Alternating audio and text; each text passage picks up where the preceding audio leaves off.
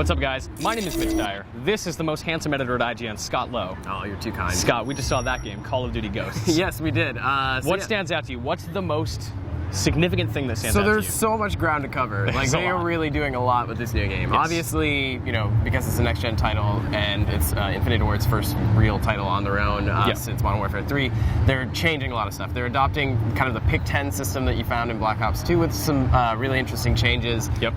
Like, most notably that like attachments are now free, like they don't count to your total system. There's also like a new perks loadout where you have a dedicated number of points just for perks. It's like an RPG skill tree. Almost. Yeah, it's kind of awesome. Yeah.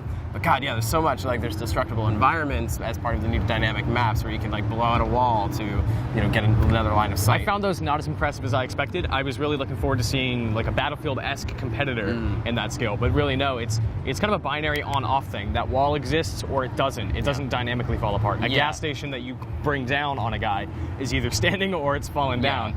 And I'm curious to see how much that actually affects the strategy of each match. Yeah, so obviously the dynamic maps and like their version of like, you know, the Levolution thing, like it feels very triggered, Yes. but part of what's interesting about Call of Duty is like more focus on the infantry combat, and that's kind of interesting now that they're kind of doing away with a lot of those kill streaks. So like they said that they're toning down the kind of air-based kill streaks. It's more like stuff that's based in, you know, kind of on the ground. So like UAVs are no longer drones that you can shoot out of the sky. It's like you're not on a big chopper gun.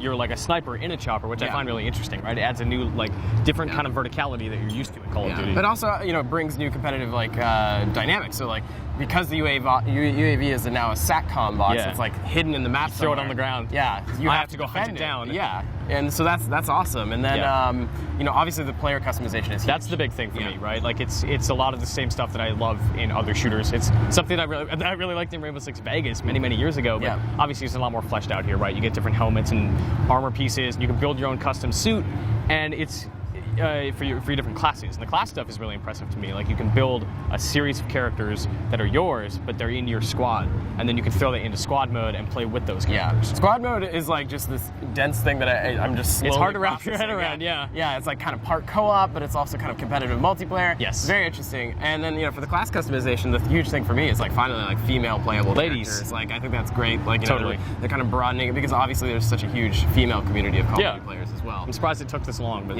they got there. Yeah, so that's awesome. I mean, and there's just so much more. Like, we're gonna get hands-on time in a little bit, yes, sir. And there's just so much to kind of grasp with this new game. So you know, head over to IGN. I think we have like just a comprehensive blowout of tons of videos, tons of info on like new weapons and classes and modes and all that stuff.